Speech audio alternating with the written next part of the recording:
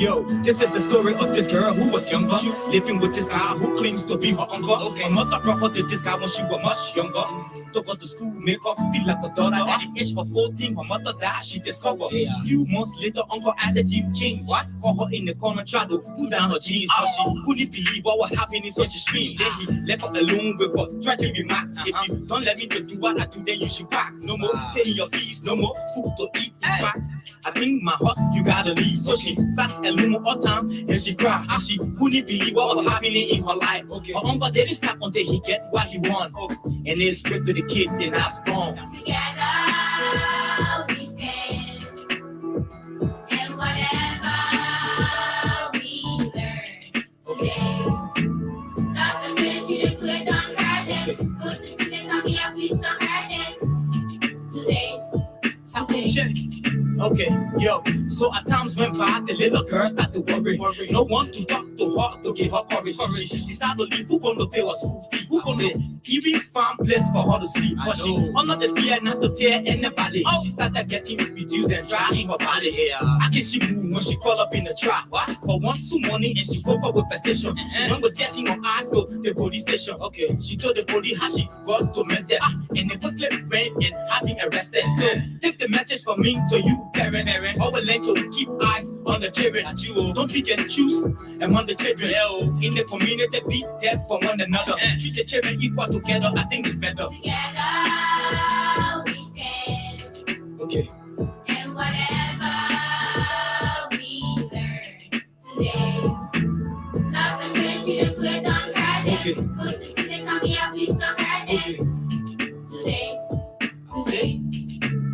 Yo, give the children the light. The future is bright. Why you doing them all wrong when you know it not right? I fight, I guarantee. Let me speak on the rights. They need love, they need care, they need protection in their life, but not fear.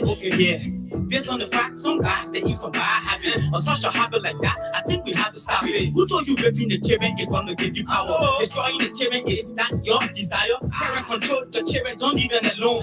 Rape always happen when the child is alone. They are the future and the leader of the universe. Give them the chance to grow up to be a better one. So whatever you are, there's one for everyone. The life of the children in this world, I'm speaking on. I can't hold it no longer. My heart is burning on. Together we stand, and whatever we learn today, love the church, you didn't quit, don't hurt them. Good to see them coming up, please don't hurt them today. Yo. Together we stand, and whatever we learn today, love the church, you didn't quit, don't hurt them. Good to see them coming up, please don't hurt them today.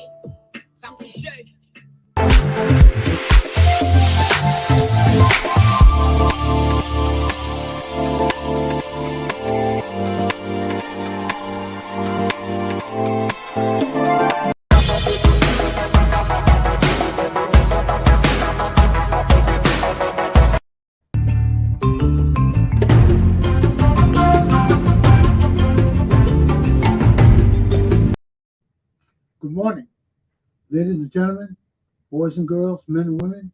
Welcome to Attorney Commander J.R. Glapohkpa Chesson Talk Show. TGIF, thank God it's Friday, and also it's 50 plus degrees in Providence, Rhode Island. We woke up this morning to begin my class. So as my topics come around, my topics for the day are: 1, when things fall apart in Liberia. 2, collaborating political parties, CPP, Saga continues. And as usual, my third point, Buduburam refugee camp, Liberian community in Ghana. So let me take a minute. Let's watch the boys. The boys are doing it again. As I sip on my coffee and come back to start my class for this beautiful TGIF.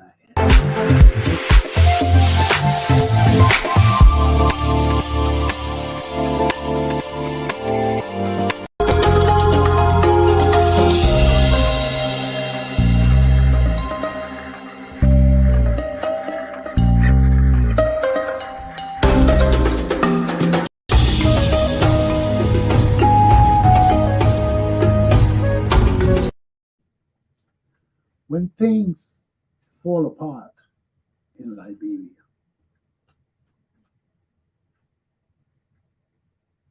The news throughout this week has been coming at us. Bam, bam, bam, bam, one at another. Like slaps in the faces. First, we see our people crying for justice in Liberia and how Manjatu and the family of Princess Cooper were arrested by police during their protests on the other day. Was it yesterday, the day before yesterday? How they were lifted up from the street and put in the car, in the pickup, and taken to the police station and put behind bars because they didn't have permission from the Justice Department to demonstrate. But that didn't stop the demonstration. That didn't stop the protest. People showed up. More people showed up. And I don't think the police could arrest all of those people that showed up. But this just goes to show the extent to which the instability is growing in our country, the unrest, because people are yearning and crying for justice and the rule of law in Liberia. When did we get to this point? When did we get to this point? We just left a civil war, 14 years of civil war. Our people have died from Ebola. The pandemic, God just bless us. The pandemic, this COVID-19 is not raging through our country. It is a blessing. It's a blessing. But then we come and see the dysfunctional behavior, attitudes, system of leadership in our country running amok, backwards. Our people yearning for better lives, yearning for a chance to rise and excel in their daily lives. But every day we turn around, there's discouraging news of rape, illicit murders, ritualistic killings, just bad governance, bad governance all around. And you see, even with this new park George Weah just built, once it's in the interest of the people, it's a good thing.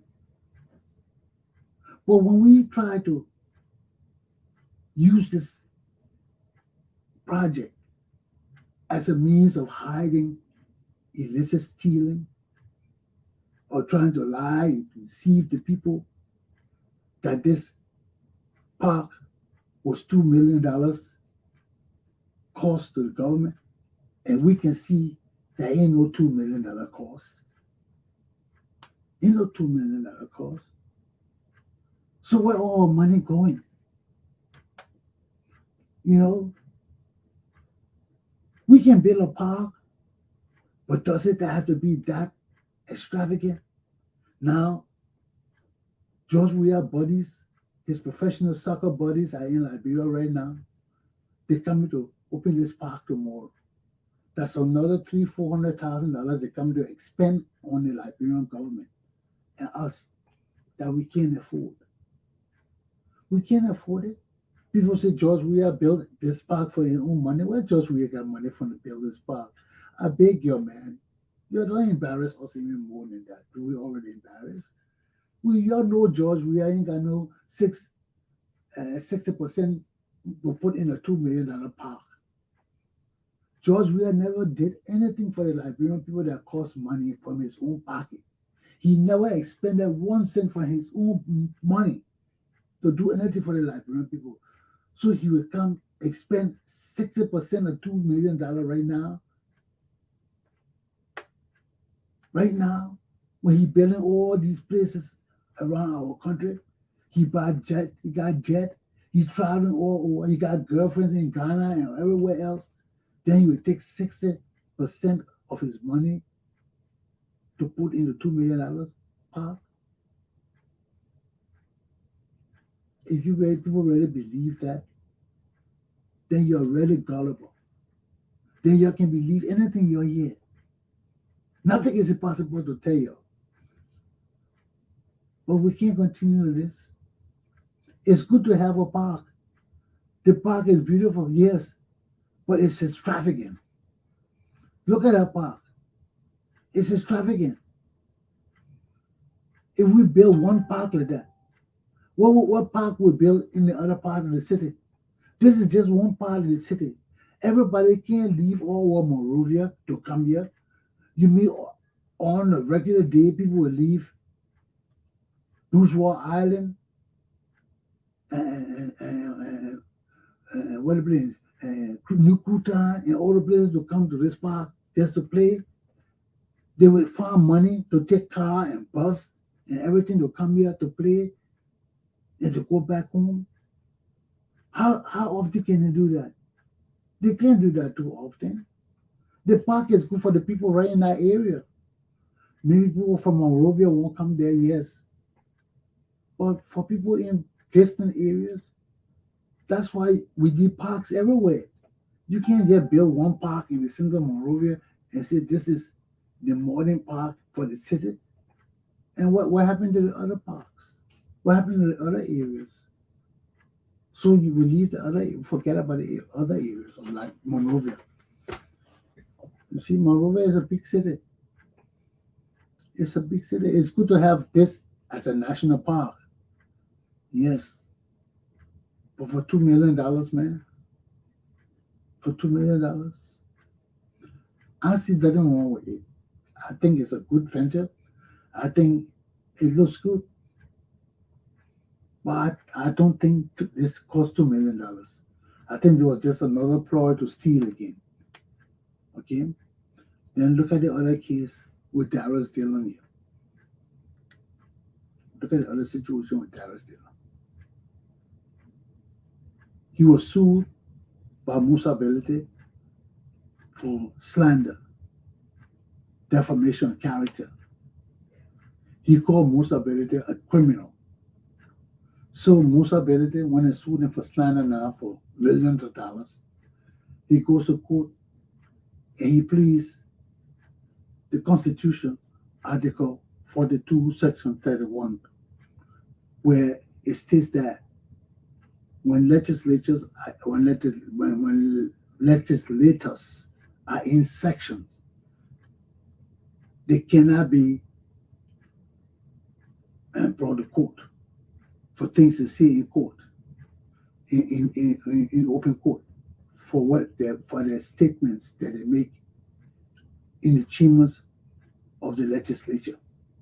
When you on the floor, wherever you say there, they can't bring it, they can't take you to court for it. They can't charge you. That's performing of your duties. When you're on the floor saying things, they can't come and arrest you. But when you leave the floor and you come in the political realm and you start calling people criminals and you have no proof, and you start saying things and start committing tortious act. Remember, I told you about tortious act the last time, wrongful act. When you start committing wrongful acts in the public, you are held accountable just like any other Liberian citizen. And this is what Darius Dillon is facing. He goes all in the public. He talks about Musa Belete being a criminal, Musa Belete being a criminal, and this and that. So Musa Belete sues him. Now he goes to court. He wants to interject his privilege as a legislator to say, oh no, you can't sue me because of what I say. No, it doesn't work like that. They can't sue you for what you say on the floor of the legislature. What you say when you're speaking in your capacity as a representative in the House, they can't do that. You can say anything you want to say there. But when you're not on the floor, when you're not performing your official duties of speaking in Congress, and you come out and you come in the public and say things and do things that infringe upon other people's rights, they can sue you. They can sue you. And this is what happened with terrorist general now. And he won't interject the constitutional Article 42, Section 31, to give him immunity from prosecution. And the judge said, no, you can't do that. You can't, because you're a legislator, you can't just come in the public and just say anything you want to say, do torturous acts and do things to get away with it because of your legislative immunity. You can't. That is for the House. When you're performing your duties on the floor and you say things, those things are immune because you're performing your duties. You can talk in there. You can express yourself in there. But when you leave that setting and come into the public and make comments and do acts that are wrong, you are held accountable for them. So this is where we are with direct general case. The judge has denied his request for dismissal of the case based on his constitutional privilege of legislative immunity. So this is where we are with that case. And we see all through the week, we're having trouble. We're having trouble. Because apparently our leadership is not cognizant of their duties and responsibilities and the extent of their rights and privileges. So they are exceeding their boundaries. They are exceeding what they are expected under the law to do. They are exceeding, they're just doing anything they want to do. I told you about our ministries, how they've divided the ministry into tribal ministries now. Everybody want to make money. So those ministries that don't make money from the public, they want to find all kind of means to make money. All kind of means to make money. And this is not right. This is not right. This is not good governance. See, it's not good governance. And there's a problem with leadership. I mean, our people, who do we trust in our community? Who do you trust in our society? Who do we trust in our leadership? There's a problem with leadership and trust and patriotism and honesty and trustworthiness. All these things are fundamental to our system of democracy, where integrity is the foundation of maintaining and sustaining this system that we have so dear. Because anything else than being sincere is leading us to some other system that is not viable for us. Any system that voids integrity, that voids honesty and trustworthiness, is leading us into some other realm of governance that we do not want, that we cannot tolerate, we cannot accept, that it will lead to violence. It will end up in violence time and time again. So it behooves us to understand where we stand as a people and as a nation and what is good and right for us. Or else we'll lose time and time again. We'll lose because it will not do us good. It will not do us right. So, what do we want as a nation and a people? What do we really want? What do we want? We got to know what we want, because if we don't know what we want, we are like chickens with our heads.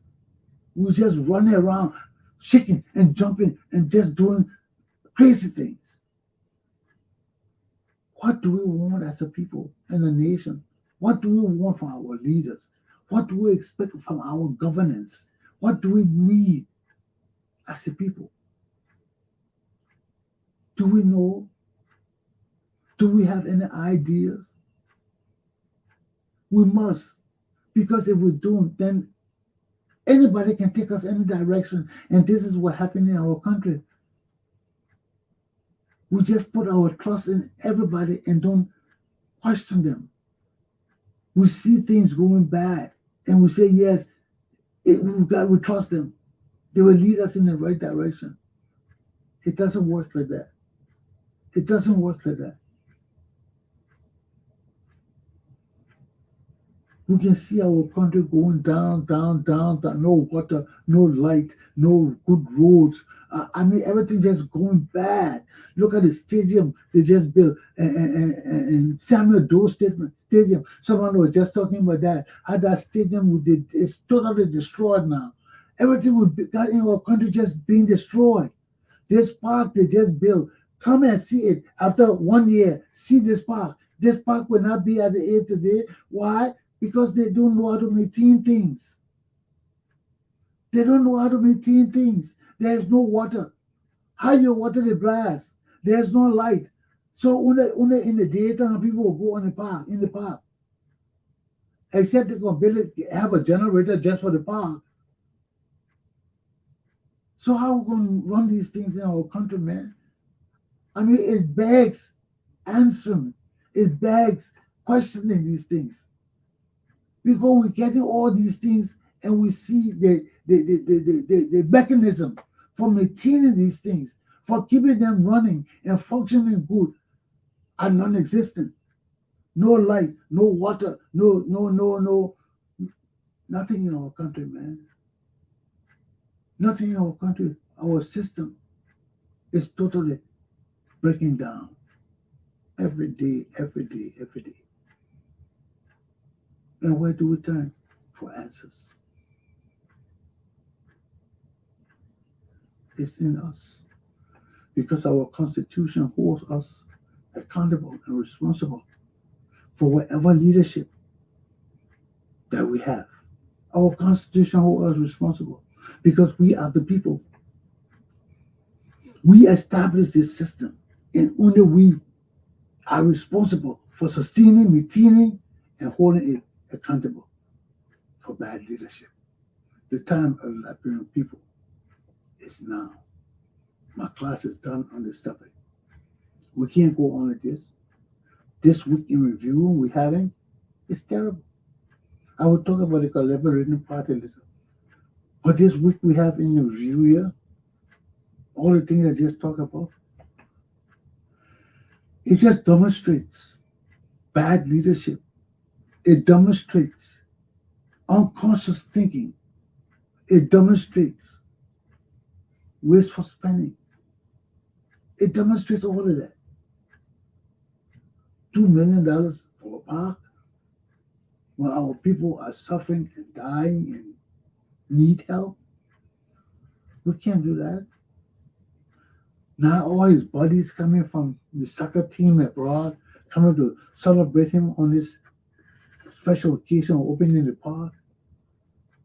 We got money for all of that.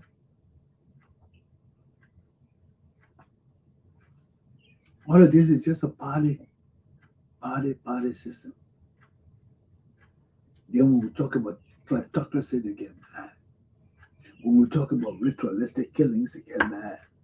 When we talk about incompetence, they get mad. But every day we're being slapped in the faces with all these negative things. And the more we talk, they're not listening. The more we talk, they're doing what they want to do. And it must stop. It must stop. Because the time of the Liberian people is now. Our class is done on this topic. Aluta. Have a good day. Let's move to something else.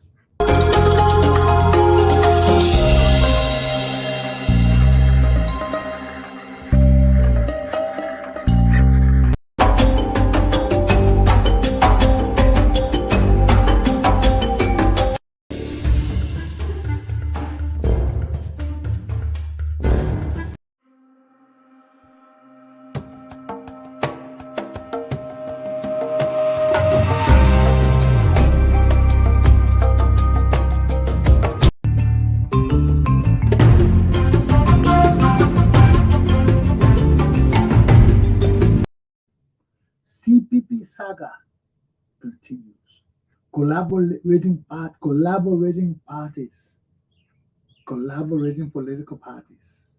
Saga continues. It continues, it continues, it continues. Now here it is, the group in America, the American chapter of the Unity Party. This whole CPP thing right today revolves around the Unity Party, the Liberty Party, the All Liberian People's Party, and the Alternative National Congress. These are the parties involved in this. But today, we see that the vice chairman of the group in America for the Unity Party is crying and yelling against the leadership of Unity Party in Liberia, especially the chairman, Amin Mudad, and the Secretary General, Mo Ali. They're saying that these people are unfit to lead. Why? Because according to the head of the chapter, what's his name? What's the guy name? Hold on 1 minute, please. Let me just get his name out of my hat. What's his name? The chairman name of I'll give it to you in a few minutes. I just didn't think of. I had his name, but yeah, the head of the party there. He's no longer here, but he's saying that he's the vice chair of the chapter in America. He's saying that the party wants Mo Ali and Amin Mudad to cease and desist being leaders of the party because they're not following the directives of Joseph Boca. Mo Ali then went and gave a chapter of this Unity Party in America permission to have a convention to select leaders. And these guys are saying, no, we can't do that because we have a system here in America. And for us to change our leadership, there's a process. There's a process to do that. And we can't just come and allow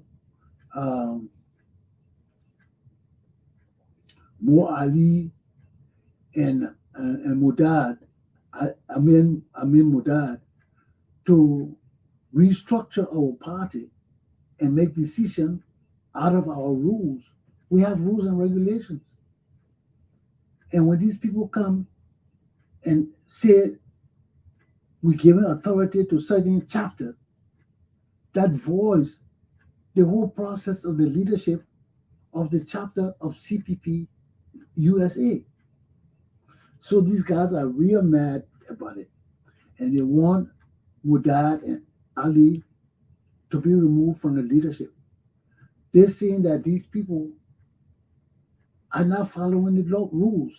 And if they're doing it now, when Boca is not president, what would these people do when Boca becomes president? And this is the same thing we're talking about the people behind Joseph Boca. This is the same problem we're having with the people behind Joseph Boca. Because all the people behind Joseph Boca, they want to have their own way. And we can see from that speech yesterday of Joseph Boca that the Pape is not too well. The Pape is aging. He's slowing down. All that show he did in America here, right now, reading that thing, we can see that Joe Boca is slowing down. We yet talk that he may not even run. He thinks he's getting too old and weak to run now. Because each day they may not getting younger, they may getting older. So we see from that speech, Joe Walker was highly coherent. We couldn't hear him. He came on strong later on, but initially he wasn't that strong. And we can see that the Pape is getting feeble. I mean, no pun intended. Nobody joking or anything about it. We saw it yesterday. So with Mo Ali and Amin Mudad behind these people, and these people making their own decision, not following procedures, not following the directives of Joseph Boca, going outside the party structure and doing what they want to do, that's a problem. So the people in the United States say these people are unfit to lead because they don't follow rules. They're doing what they want to do. Just as the CPP, they're doing what they want to do. And we can't afford those kind of things in our leadership today. So here we are with the same problem in the Unity Party. So all around us, we see confusion. We see confusion. We hear that in the grapevine that Mo Ali them want to take Unity Party and connect it with CPP. But to do that, they got to displace Joel Howard Taylor because they want a place at the table with George Weah too. They don't want to be left in the background. So we hear all these rumors going around, secret meetings, secret decision making, secret plans and schemes, all kind of things going on in the political system. So as we hear it, we bring it up. We hear we bring it and try to make sense of it because there's a problem with trustworthiness and honesty among our leaders. Right in the CPP, you can see it right now. A whole organization of 4 political parties, these people are fighting among themselves. You see? But they created it for themselves.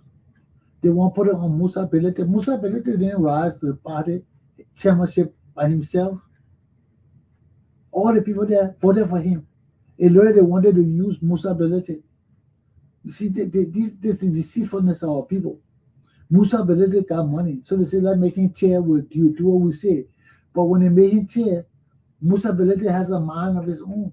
Now he's not taking over the whole thing, suspended Darius Dillon and Yomli Kanga. And they're complaining. But this is the same deceitfulness and treacherous behaviors that got us where we are today.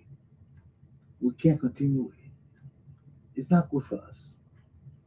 So Joe Boca had to make up his mind whether he want to be president or not.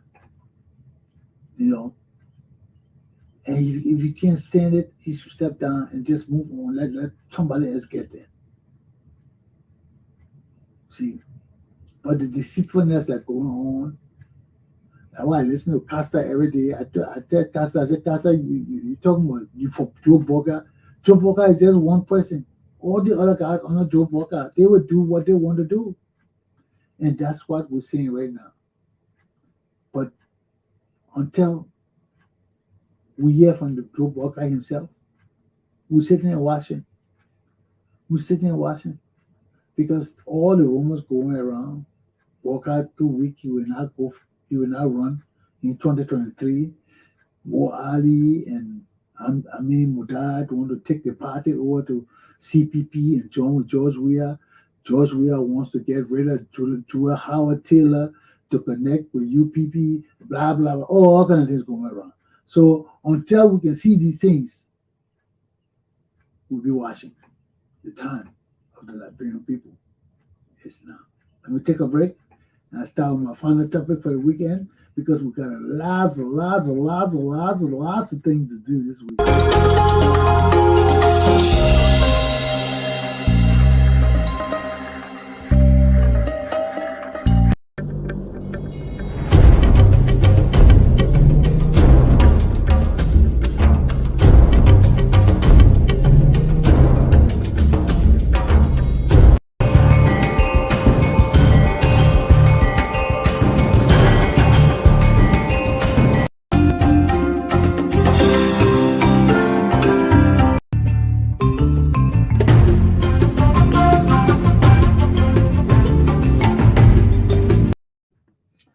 today is registration for my school in Ghana,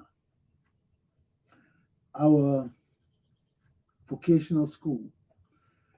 I think this project for my friends in Buduburam camp is the only independent project on that camp. I think everything else is run by the United Nations and Ghana.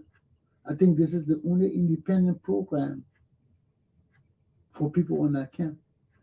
And this is Friends of Rodney Chesson, Vocational Baking School. Today is registration and orientation. Let me just call the CEO there. Let him just tell me. I don't know if he can come on, but let him just tell us what's happening so we can know what's going on there. So today is his. I try to get him to. Hey, Roland, what's up? Yeah, okay. I want to put you on my show. You hear what I say? Everywhere sure now. Oh, but you can come on Facebook, right? On YouTube. Yeah. On YouTube. But you too, it can be possible. My internet very small. Oh yeah, internet is small. I got on YouTube. Okay, but today's supposed to be orientation. So what you're doing, I just want to brief my viewers on what you're doing there. Yeah, orientation of people respond today. We go on Easter Friday, after go to church. Oh, On Tuesday morning. so Yeah, this is just for me. Yeah. so today is Easter. Today is Easter Friday. Good Friday. Yeah. Oh, today is Good Friday. Yeah, Good Friday. Up Oh. to Monday. Oh. And Tuesday now we'll do orientation. Okay. Wednesday on Zoom, we'll do. Oh, okay. Bye bye, go to church now. Okay. So because of the Easter celebration there, everything closed down in Ghana. It's a holiday from today until Monday. So the Yeah. so the orientation had been postponed until Tuesday, Yeah, the Tuesday. and Yeah. and school will start Wednesday. Yeah, sure. I'll Okay. tell you. So Yeah. yeah, we didn't anticipate Easter Good Friday this week. But Yeah. anyway, thank you. Well, ladies and gentlemen, you're here. The school, they're supposed to be having orientation today, but it's Easter celebration in Ghana. They celebrated from Friday until Monday, so everything is closed down. We didn't anticipate this. So the orientation will be Tuesday, and the school will start on Wednesday. Okay? Sure. So we just want to bring this update to you, and as soon as we start, we'll be on the road, right? Yeah, okay, that will be okay. On Tuesday, it'll be okay. Okay. By 8 in the morning, it'll be okay. Tuesday morning. Okay. Yeah. Thank you, Roland Sonjoloka. I'll talk with you later. Okay, baby. Have a Okay. blessed day. You too. Well, ladies and gentlemen, you heard. Because of the blessed Easter celebration this week, and things are closed in Ghana, so we didn't anticipate this. We didn't anticipate this, but the school will open on Wednesday. So instead of Monday, we're pushing it back to Wednesday. Okay, so that's my class for this morning, for the weekend. I hope you all have. No, today is Friday. I'll be on tomorrow. So I'll be on tomorrow morning to conclude the weekend. But this is the end of the class for the week, and this is what we're going through. We're supposed to dedicate our morning park sometime this weekend. So it'll be social party and celebration in Liberia because all Georgia football friends are here, and they're going to use the Liberian people money to entertain these people. Our people are suffering, but the party continues. Have a good day, my people.